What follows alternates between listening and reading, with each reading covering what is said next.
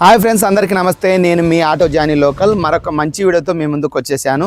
మీరు ఇంతవరకు చూసిన క్లిప్స్ ఒక భయంకరమైన గుహ అయితే కాదు, ఇది ఒక పవిత్రమైన ప్రదేశం. ఒక మహానుభావుడు కాలజ్ఞానాన్ని రాసిన రవ్వలకొండ ప్రదేశం. ఫ్రెండ్స్, శ్రీ పోతులూరి వీరబ్రహ్మేంద్ర స్వామి ఎప్పుడు జన్మించారంటే 1608 సంవత్సరం ఉత్తరప్రదేశ్లోని ప్రయాగరాజులో జన్మించారు. అలాగే ఆయన స్వస్థలం వచ్చేసి ఆంధ్రప్రదేశ్లోని తూర్పుగోదావరి జిల్లా పొత్తిపాడు మండలంలోని పోతులూరు గ్రామం ఆయన సొంత ఊరు. అందుకే ఆయన అందరూ శ్రీ పోతులూరు బ్రహ్మంగారు అని పిలుస్తారు. మరి శ్రీ పోతులూరు బ్రహ్మంగారు ఈ బనియాన్పల్లె ప్రదేశానికి ఏ సంవత్సరంలో వచ్చారు, అలాగే రవ్వలకొండ మీదకి ఎందుకు వెళ్ళారు, కాలజ్ఞానం ఎలా రాశారు అనేది ముందు వీడియోలో చూపిస్తాను. ఎక్కడ స్కిప్ చేయకుండా చూడండి.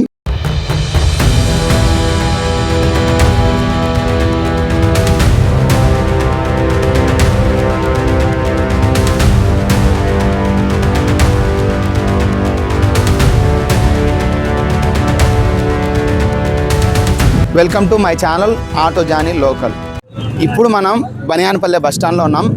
రవ్వలకొండకు చేరుకోవడానికి చాలామంది భక్తులు దారి తెలియక చాలా ఇబ్బందులు పడుతుంటారు. నేను ఈ వీడియోలో మీకు రవ్వలకొండకు చేరుకునే మార్గం పిన్ టు పిన్ నీట్గా చూపిస్తాను. వీడియో ఎక్కడ స్కిప్ చేయకుండా చూడండి. రండి వెళ్దాం. ఇలా బస్టాండ్లోంచి బయటికి వేస్తే మనకు గుత్తి రూట్ వస్తుంది, అదే యాగంటికి వెళ్ళే రూటు. మనకు ఒక కాలువ వస్తుంది, కొద్ది దూరం వెళ్తేనే. అక్కడ నుంచి మనం లెఫ్ట్ సైడ్ తీసుకోవాలి. ఇలా కొద్ది దూరం బనియాన్పల్లె నుంచి గుత్తి రూటు కొద్ది దూరం వస్తే మనకి ఇక్కడ ఒక కాలువ కనపడుతుంది, ఎస్ఆర్బిసి కాలువ. దాని పక్కనే మనకు రవ్వలకొండకు దారి అనేది ఇక్కడ బోర్డు ఉంటుంది. దీని ప్రకారం మనం వెళ్ళొచ్చు. ఈ కాలువ కట్టెమ్మడి వెళ్ళాలి. మనం కొద్ది దూరం వెళ్తే ఒక బ్రిడ్జి వస్తుంది. ఇది ఫస్ట్ బ్రిడ్జి. కాలువ ఎమ్మడి వస్తే ఇది ఫస్ట్ బ్రిడ్జి. ఈ బ్రిడ్జి కాకుండా మరొక బ్రిడ్జి వస్తుంది, అక్కడ నుంచి రైట్ తీసుకోవాలి. అలాగే ఫ్రెండ్స్, మనం ఫస్ట్ బ్రిడ్జి కాలువ ఎక్కుతూనే ఒక బ్రిడ్జి, ఫస్ట్ బ్రిడ్జి చూసాం కదా, ఆ బ్రిడ్జి కాకుండా ఇక్కడ మీకు కొద్ది దూరం వస్తే మరొక బ్రిడ్జి కనపడుతుంది. ఇక్కడ నుంచి మనం రైట్ సైడ్ తీసుకోవాలి. ఇదిగో ఇది రెండో బ్రిడ్జి. ఇక్కడ నుంచి మనం రైట్ తిరగాలి. రైట్ తిరిగి స్ట్రైట్గా వెళ్ళాలి. ఇలా కొద్ది దూరం మనం మట్టి దావెమ్మడి వస్తే ఇక్కడ మరొక బ్రిడ్జి కనపడుతుంది. ఈ బ్రిడ్జి దాటితేనే మనకు ఒక బోటు కనపడుతుంది, రవ్వలకొండకు దారని. మీకు వెళ్తున్నాం కదా, చూపిస్తాను. ఇక్కడ మీరు చూడవచ్చు, ఒక కొండలోనే కాలువ తీశారు. ఎంత అద్భుతంగా ఉందంటే లొకేషన్ చాలా అంటే చాలా బాగుంటుంది. స్టెప్ బై స్టెప్ ఒక మెట్ల మార్గం మాదిరి కొండను దవ్వారు చూడండి. ఇదిగో ఇక్కడ కనపడుతుంది కదా బోర్డు, రవ్వలకొండకు దారి అని. ఇక్కడ నుంచి మనం ఎడమవైపు తిరగాలి. అలాగే మనం వెళ్ళే మార్గంలో రవ్వలకొండ క్షేత్రానికి సంబంధించిన గోవులన్నీ మనకు ఎదురవుతున్నాయి. ఈ పవిత్రమైన ప్రదేశాన్ని చూడడానికి భక్తులు పక్క రాష్ట్రాల నుంచి కూడా వస్తుంటారు. ఇంత అద్భుతమైన ప్రదేశం మీకు ఎక్కడ ఉందో ఇంతవరకు నేను చెప్పలేదు కదండి. ఆంధ్రప్రదేశ్లోని నంద్యాల జిల్లాలోని బనియాన్పల్లె మండలం నుంచి 5 కిలోమీటర్ల దూరంలో ఈ రవ్వలకొండ అనే పుణ్యక్షేత్రం ఉంది. మనం అక్కడికి చేరుకోవడానికి బస్సు సౌకర్యం అనేది లేదండి. మనం ఓన్గా వెహికల్ తీసుకొనన్నా రావాలి, లేదంటే బనియాన్పల్లె బస్టాండ్ నుంచి ఆటోలు మస్తుగా దొరుకుతాయి. కాబట్టి ఆటో అన్న కిరాయికి మాట్లాడుకొని తీసుకొని రావాలి. పైకి చేరుకున్న తర్వాత ఇక్కడ నుంచి చూస్తే మొత్తం బనియాన్పల్లె మొత్తం కనపడుతుంది. ఒక జెండా కనపడుతుంది కదా, అక్కడే రవ్వలకొండ శ్రీ శ్రీ శ్రీ పోతులూరు బ్రహ్మంగారు కాలజ్ఞానం రాసిన ప్రదేశం. పదండి వెళ్దాం. ఫ్రెండ్స్, మొత్తానికి మనం శ్రీ పోతులూరు బ్రహ్మంగారు కాలజ్ఞానం రాసిన ప్రదేశానికి మనం చేరుకున్నాం. ఇక్కడ నుంచి మనం ఆ గుహకు వెళ్ళే దారి ఇలా వెళ్ళాలి. ఈ పుణ్యక్షేత్రానికి రవ్వలకొండ అనే పేరు ఎలా వచ్చిందంటే, మన రాయలసీమ అంటేనే రతనాలకు వజ్రాలకు ఎంతో పేరుగాంచినది. ఈ ప్రాంతం ప్రజలు వజ్రాలను రవ్వలు అని పిలుస్తారు. అందుకే ఈ కొండకు రవ్వలకొండ అని పేరు వచ్చింది. ఇక్కడ ఎంతో విలువైన వజ్రాలను బ్రిటిష్ వారు మనల్ని పరిపాలించేటప్పుడు సొంతం చేసుకున్నారు. ఇప్పటికీ ఇక్కడ అక్కడక్కడ చిన్న రవ్వలు అనేటివి దొరుకుతున్నాయి. వర్షాకాలంలో మరీ ఎక్కువగా అన్వేషిస్తుంటారు. ఈ చెట్టుకు అన్ని ముడుపులు ఉన్నాయి, అవి ఏమిటో తెలుసుకుందాం రండి. ఫ్రెండ్స్, మీరు ఇక్కడ చూడవచ్చు, ఇక్కడికి వచ్చిన భక్తులు వారి కోరికలను మనసులో తలుసుకొని ఇలా ముడుపులు కడితే నెరవేరుతాయని ఇక్కడ భక్తుల నమ్మకం.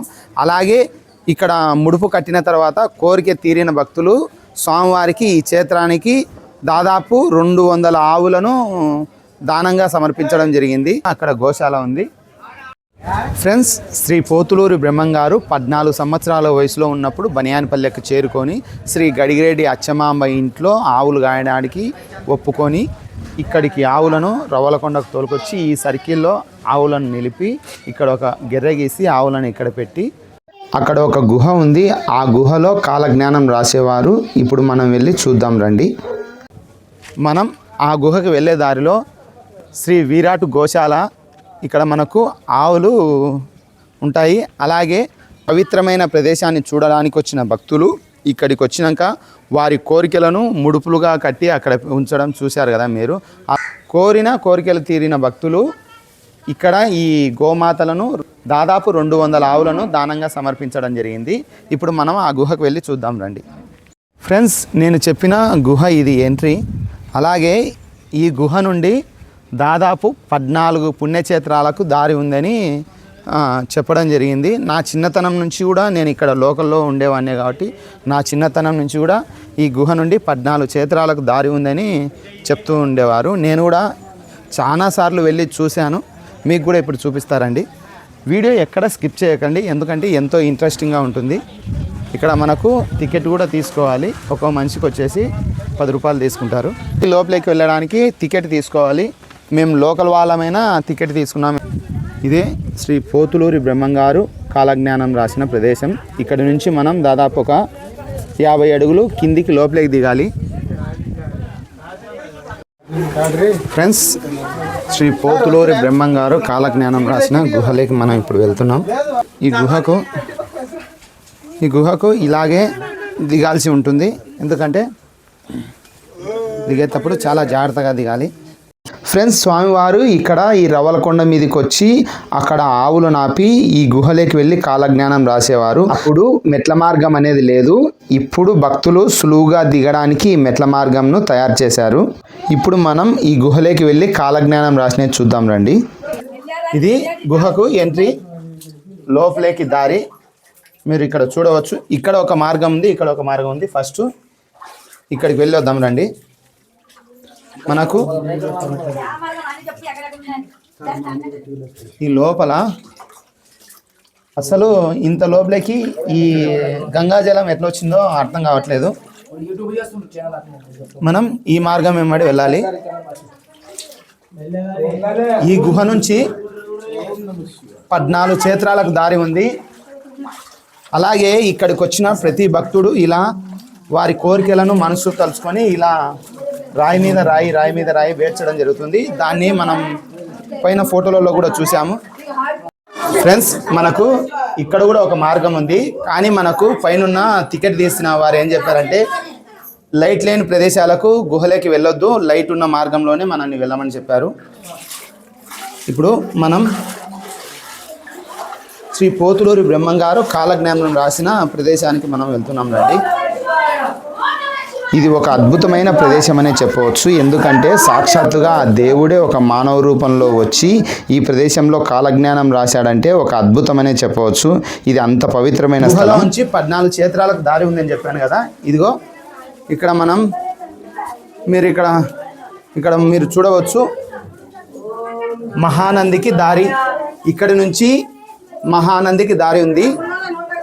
ఈ గుహలో నుంచి ఇక్కడ మహానందికి దారి, ఇలా మహానందికి దారి ఉంది. మనం జస్ట్ కొద్ది దూరం లోపలికి వెళ్ళి చూద్దాం.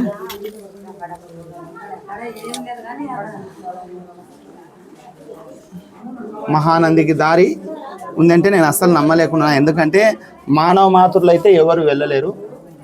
దైవ స్వరూపులైన తపస్సులు, మునులు వారు మటుకే ఈ మార్గం నుంచి అక్కడికి చేరుకుంటారు. ఫ్రెండ్స్, శ్రీ పోతులూరి బ్రహ్మంగారు ఉపయోగించిన కోనేరు.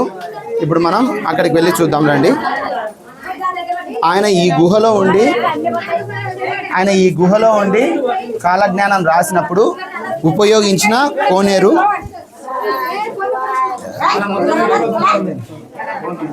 ఇదిగో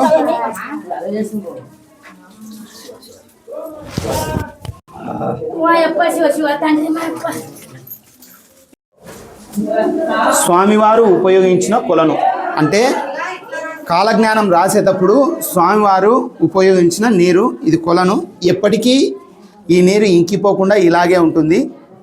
మనం ఈ నీరును ఇంట్లోకి తీసుకెళ్ళి ఇంట్లో చల్లుకోవడం వలన ఎంతో ఫలితం ఉంటుంది. అలాగే ఇక్కడ నుంచి శ్రీశైలానికి దారి నేను మీకు చెప్పాను కదా, ఈ గుహలో ఉంచి 14 క్షేత్రాలకు దారి ఉందని. మీరు మహానందికి వెళ్ళే దారి చూసారా, అలాగే శ్రీశైలానికి వెళ్ళే దారి చూస్తున్నారు. ఇలా లోపల ఇంకా మనకు మార్గం ఉంది, సొరంగ మార్గం ఉంది. అక్కడికి మనం చేరుకోవాలంటే సాధ్యం కాదు. ఫ్రెండ్స్ మీరు మనం స్టార్టింగ్లో దిగేటప్పుడు ఒక చెట్టు చూసాం కదా, ఆ చెట్టు వేర్లు ఇవి. ఇంత లోపలికి కూడా ఆ వేర్లు వచ్చాయి చూడండి.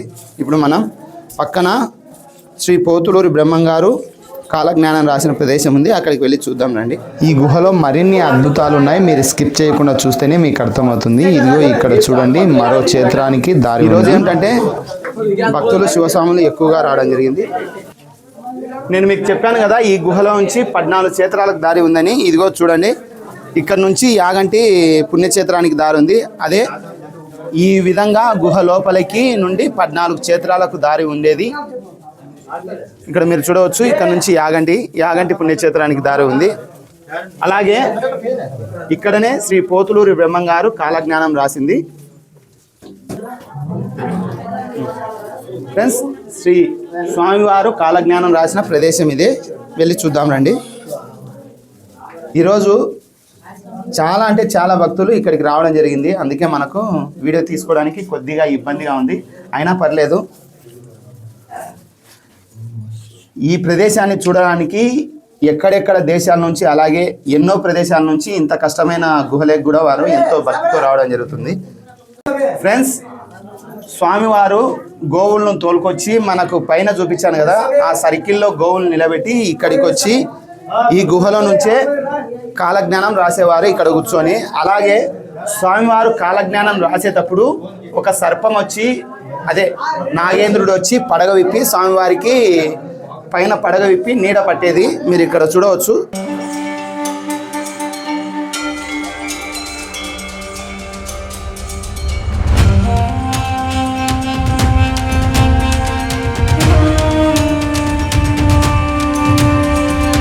ఇలా ప్రతిరోజు స్వామివారు ఇక్కడికి వచ్చి కాలజ్ఞానం రాసేది ఎలా అచ్చమామ గారు చూశారంటే, తోటిగా ఆవులు కానికి వచ్చిన వాళ్ళు ఏం చెప్పారంటే, అమ్మ ఆవులు ఒక చోట పెట్టి బ్రహ్మంగారు ఎక్కడికి వెళ్తున్నారో మాకు తెలియడం లేదు, ఆవులు చూస్తే ఒకటే చోటు ఉన్నాయి, అవి ఏం వేస్తున్నాయి ఏమో తెలియలేదు అని చెప్పడంతో ఒకరోజు గడిరెడ్డి అచ్చమామ గారు ఆయనను వెంబడించుకుంటూ వచ్చింది. స్వామివారు అక్కడ కూర్చొని కాలజ్ఞానం రాస్తుంటే శ్రీ గడిరెడ్డి అచ్చమామ గారు ఇక్కడ నిలబడి స్వామివారి కాలజ్ఞానం రాసేది చూసింది. స్వామివారు కాలజ్ఞానం రాస్తుంటే పైన ఒక సర్పం, 12 శిరసుల సర్పం ఆయనకు పడగ విప్పి నీడగా ఇచ్చింది.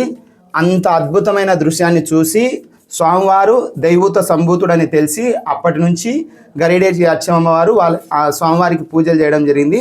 మీకు నెక్స్ట్ వీడియోలో గడిరెడ్డి అచ్చమామ వారి ఇండ్లు, అలాగే స్వామివారు రాసిన తాళపత్ర గ్రంథాలు మొత్తం మీకు నెక్స్ట్ వీడియోలో చూపిస్తాను. ఇప్పుడు మనం ఇక్కడ స్వయంభూగా వెలిసిన గణపతిని చూడవచ్చు. ఇది స్వయంభూగా వెలిసిన గణపతి. ఫ్రెండ్స్, మీకు స్టార్టింగ్లో మన ఈ గుహకు వెళ్ళేటప్పుడు ఇక్కడ ఒక దారి ఉందని చెప్పాను కదా, ఇప్పుడు ఈ గుహలోకి వెళ్ళి చూద్దాం రండి.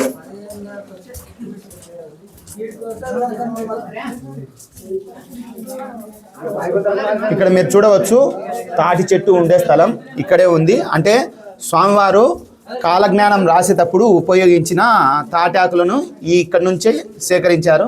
ఇప్పుడు మనం వెళ్ళి చూద్దాం రండి. ఫ్రెండ్స్, నేను ఇక్కడ లోకలే కాబట్టి నాది యాంటిపల్లె గ్రామం, ఇక్కడ నుంచి ఒక 4 కిలోమీటర్ల దూరంలో ఉంటుంది. నా చిన్నతనంలో ఇక్కడికి నేను ఎన్నోసార్లు వచ్చాను. నా చిన్నతనంలో ఇక్కడ ఒక చెట్టు అనేది ఉండేది, చిన్నగా ఒక తాటి మొద్దు అనేది ఈ ప్రదేశంలో ఉండేది. ఇప్పుడు కానీ లేదు, ఎందుకంటే భక్తులు వచ్చిన వాళ్ళు ప్రతి ఒక్కరూ ఆ చెట్టు మీద నడిచి అది మొత్తం కరిగిపోయి ఉంది. అలాగే ఇక్కడ ఏ కాలమైనా నీరు అనేది ఈ గుహలో నుంచి ప్రవహిస్తూనే ఉంటుంది. లైట్ లేని చోటికి వెళ్ళకూడదు, ఎందుకంటే ఏముండేది మనకు తెలియదు కాబట్టి మనకు సెక్యూరిటీ వాళ్ళు లైట్ లేని ప్రదేశానికి వెళ్ళవద్దని చెప్పారు. వాళ్ళ రూల్స్ పాటిస్తూ మనం ఈ గుహ ఎక్కడికి లైట్ ఉందో అక్కడి మట్టుకే చూసుకోవాలి. వచ్చిన భక్తులకు కూడా నేను ఒకటి విన్నపిస్తున్నాను, ఎందుకంటే వారు చెప్పిన సూచన మేరకు మీరు ఈ గుహను చూస్తే మంచిదని నా ఉద్దేశం కూడా. సరే ఇప్పుడు పైకి వెళ్ళి చూద్దాం పదండి. ఫ్రెండ్స్, స్వామివారు కాలజ్ఞానం రాసేటప్పుడు ఆ గుహలోకి వెళ్ళి కాలజ్ఞానం రాస్తూ ఇక్కడనే ఈ ప్రదేశంలోనే ఆవులను నిలిపి ఒక గెర్రె గీసి ఆ గెర్రెలో ఆవులను నిలిపి గుహలోకి వెళ్ళి కాలజ్ఞానం రాసేవారు. ఇప్పుడు ఈ ప్రదేశంలోనే గుడి నిర్మించడం జరిగింది. అలాగే అప్పట్లో మన పూర్వీకులు మన పెద్దవాళ్ళు ఈ బావిని నిర్మించుకొని సేదుడు బావి అంటారు. అంటే ఈ పూర్వం ఒకప్పుడు ఈ బావిలో నీళ్ళే వారు తాగేతోళ్ళు. మనం అలాగే ఈ గుడిని కూడా చూద్దాం రండి. ఈ ఆవులు నిలిపిన ప్రదేశంలోనే గుడి నిర్మించడం జరిగింది. ఇలా బ్రహ్మంగారు ఇలా కాలజ్ఞానం రాసేటప్పుడు వెనక నుంచి ఒక సర్పం వచ్చి ఆయనకు పడగ విప్పి నీడగా నిలబడేది. మీరు ఇదే సేమ్ ఇట్లనే పడగ విప్పి ఒక సర్పం అలాగే ఒక నాగేంద్రుడు నీడగా నిలబడేది. ఫ్రెండ్స్, చూశారు కదా శ్రీ పోతులూరి బ్రహ్మంగారు కాలజ్ఞానం రాసిన ఒక అద్భుతమైన ప్రదేశాన్ని మనం. ఆయన ఎన్నో రోజులు ఇక్కడ ఉండి తపస్సు చేసుకుంటూ కాలజ్ఞానం రాశారు. అలాగే ఇక్కడి నుంచి ఒక 5 కిలోమీటర్ల దూరంలో శ్రీ గడిరెడ్డి అచ్చమాంబ వారి ఇల్లు కూడా ఉంది. అది మీకు నెక్స్ట్ వీడియోలో చూపిస్తాను. అలాగే ఈ వీడియో చూసిన తర్వాత మీకు ఏమనిపించిందో లైక్ చేయండి, షేర్ చేయండి, తప్పకుండా కామెంట్ చేయండి. అలాగే మన ఛానల్ను సబ్స్క్రైబ్ చేయండి.